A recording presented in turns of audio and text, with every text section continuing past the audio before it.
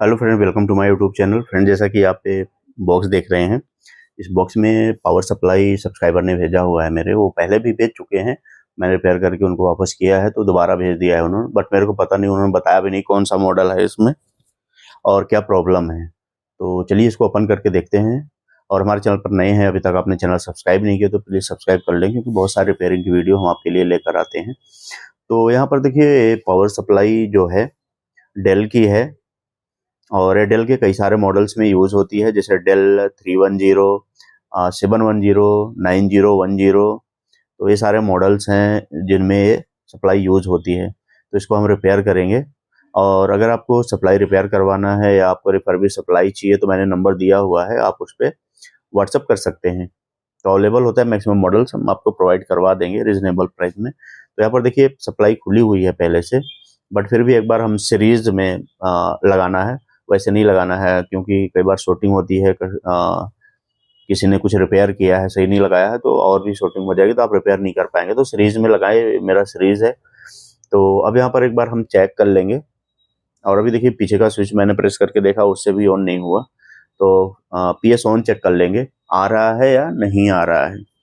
इससे हमें ये पता चल जाएगा, अगर आ रहा होगा तो मैक्सिमम चांसेस रहते हैं कि इनपुट सही रहता है।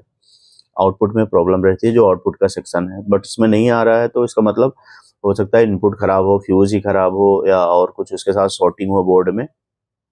तो तभी पता चलेगा जब हम प्रॉपर चेक करेंगे। तो यहाँ पर मैंने पीसीबी बाहर निकाल लिया है। तो अभी यहाँ पर देखिए जो फिजिकल दिख रहा है, एक तो ये पीएफ लगा हुआ है मॉसफेट के साथ साथ, तो वो अभी फटा हुआ है। तो और जो हमारे जिनका है सप्लाई, उन्होंने इसको ट्राई भी किया है वही चेंज करने का, पता नहीं क्यों किया है नहीं किया। ये फ्यूज़ है और इधर आप देखेंगे ब्रिज डायोड है, फिल्टर कैपेसिटर, और उसके नीचे मॉसफेट भी लगा हुआ है एक बड़ा वाला। तो इधर भी एक मॉसफेट है, तो डबल मॉसफेट है।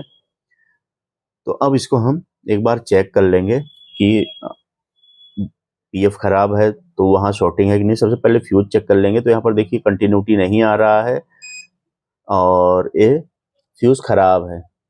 और ये मॉसफेट चेक कर लेंगे जहाँ पर पीएफ खराब है। तो देखिए मॉसफेट में शॉर्टिंग नहीं है, रीडिंग आ रहा है। और ये जो वैल्यू आ रहा है तो सारा फिल्टर वगैरह लगा है, तो उनका थोड़ा बहुत आता है। अगर आपको प्रॉपर चेक करना है तो बाहर निकाल कर चेक कर। अबे हम ब्रिज डायोड चेक कर लेंगे। तो यहाँ पर देखिए ब्रिज डायोड में जो पॉजिटिव एंड निगेटिव का ट्रैक है, प्लस माइनस का, उसमें शॉर्टिंग आ रहा है। तो मॉसफेट चेक कर लेंगे। तो यहाँ पर देखिए मॉसफेट भी शॉर्ट दिखा रहा है। तो मॉसफेट की सारी लोग शॉर्ट, देखिए तो सारी लेग शॉर्ट दिखा रही हैं। तो अब हो सकता है कि जो ब्रिज डायोड है वो मॉसफेट की शॉर्टिंग की वजह से शॉर्ट दिखा रहा हो, या ब्रिज डायोड ही खराब हो। तो अब हमें बाहर निकालना पड़ेगा, बाहर निकाल के चेक करेंगे। तो पूरी हीट सिंक मैंने बाहर निकाल लिया है। तो अब इसमें सारे कंपोनेंट आ गए जहाँ पर तो अब यहाँ पर हम ब्रिज डायोड चेक कर लेंगे। तो ये देखिए, यहाँ पर देखिए, ये देखिए, तो ये हमारा ये मॉसफेट शॉर्ट है, ब्रिज डायोड सही है।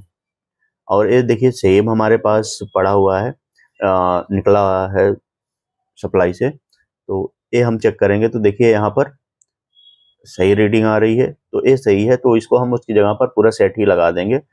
अगर नहीं होता तो आप इसको परचेज करके लगा लीजिए। और इसके साथ साथ और भी चेक करने की ज़रूरत है। तो देखिए यहाँ पर जो हमें फिजिकली दिख रहा है, ये 50 वोल्ट का कैपेसिटर है और ये पीएफ है। ये सारी चीज़ें फिजिकली दिख रही हैं कि ख़राब हैं। वो कैपेसिटर फूला हुआ है, ये बर्न है। तो जो हमें अभी दिख रहा है उसको चेंज करेंगे और उसके बाद फिर चेक करेंगे। तो यहाँ पर देखिए मैंने कैपेसिटर सेम लगा दिया है इसमें।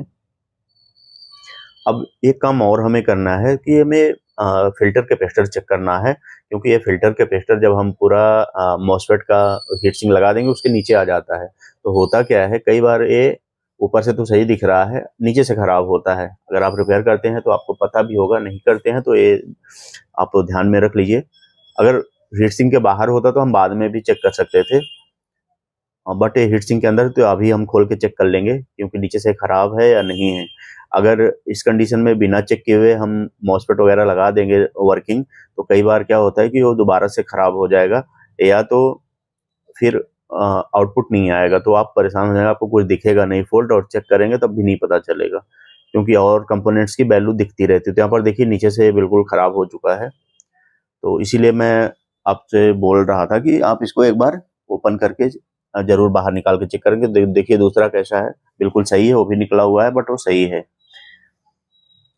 तो ऊपर से आप देखेंगे तो आपको पता नहीं लगेगा कि ये फ़िल्टर ख़राब है, बट आपको बाहर निकाल के चेक करना है नीचे की लेग।